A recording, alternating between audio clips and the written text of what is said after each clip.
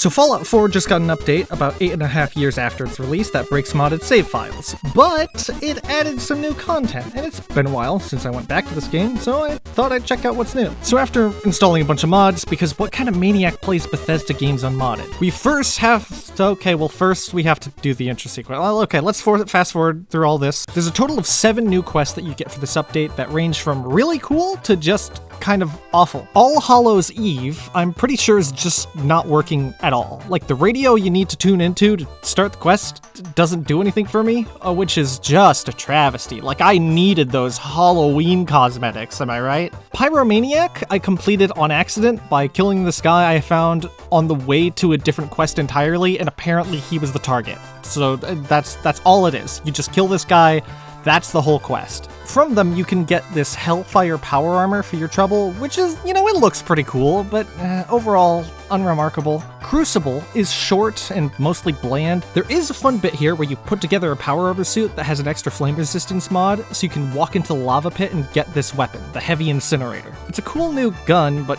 other than that, this quest is like eating at Denny's. Memorable only for how unremarkable it is. When Pigs Fly is the next quest, and it's pretty funny. There's a merchant with some wacky new weapons like a baseball launcher, a grenade launcher, a nail gun, and the story of a guy who was so mad at his coworker that he made a rocket launcher mod that would shoot fake pigs at people. This is not a joke. Now, none of these quests have new conversations with characters, I guess because they couldn't get the VAs for the voice protagonist. And it sticks out in this quest the most because this merchant, who is relevant to the quest, has no dialogue about it, and you have to go onto his computer to get the information from him. And I think that's just a representation of how the nature of the voice protagonist and the dialogue structure holds this game back a lot. No shade to the actors at all. They did a great job. It's all just a matter of, logistics. But enough about that, Muckungus. The next one is Best of 3, and it's fine. It opens with the worst produced and least realistic sounding distress signal I've ever heard in fiction. Help! Uh-huh.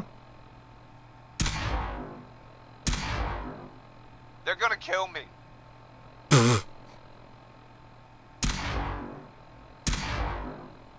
This has been a pre-recorded message.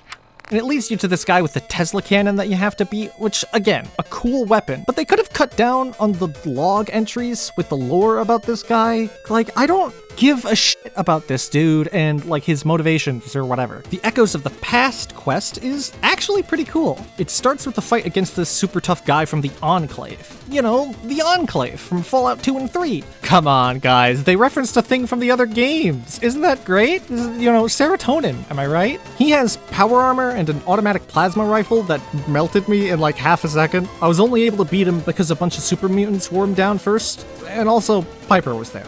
Thanks, Piper. Then you venture into the glowing sea and follow another homing beacon, which is just as boring as last time. But there are even more super tough Enclave enemies there with power armor, plasma weapons, heavy incinerators, Tesla cannons. They're ready to rip you open like a pack of salami. But the cool part is when you exit the building, because a vertibird comes, drops off additional enemies, and then sticks around to fight you. Which normally wouldn't be that bad, but I had a mod installed that makes vertibirds way more dangerous, and then I did a surprise Pikachu face when the vertibirds were way more dangerous. However, the enemies in the previous quest dropped a crap ton of ammo and some super powerful weapons, and I got my own power armor, which at the time felt extreme, and now I was sitting here yeah, I see why they gave me all that plasma ammo. So the other quests had prepared me for this moment, despite the fact that I was in one of the hardest areas of the game at level 15, I think. I also had a very solid defensive position and a lot of cover, so I cleared out these near enemies first before whittling down the vertibird and the enemies outside. All while I was encumbered from holding too much because I was too stubborn to drop a bunch of valuable power armor that I picked up, and Piper was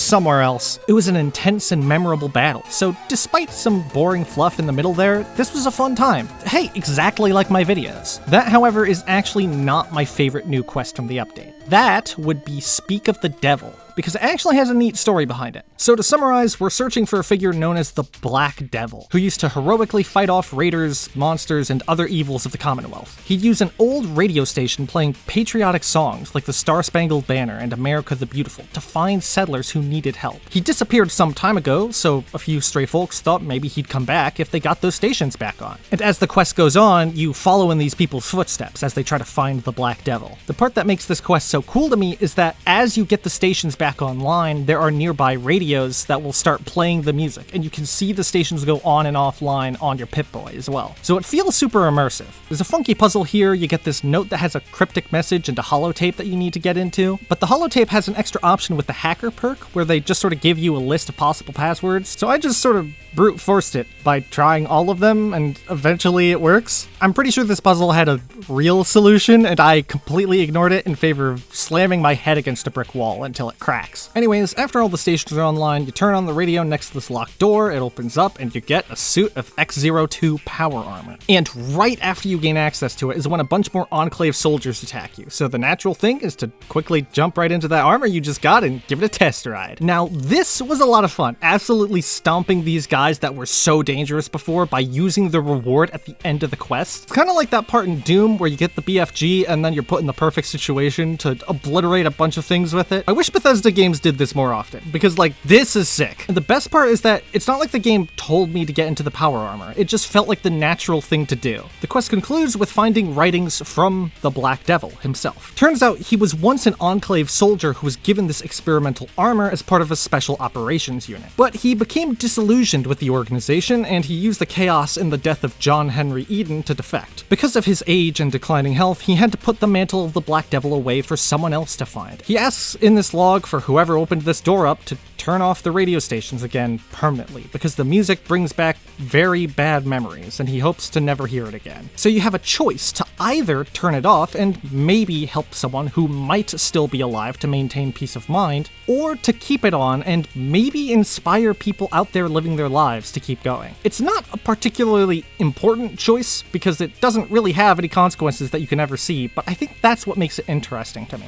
Because there's no visible consequences, that means there are truly no stupid answers, and it's not like when you're told by like your philosophy teacher or whatever, like there's no stupid answers, but like there are, you know what I mean? So in conclusion, is this update some huge groundbreaking thing?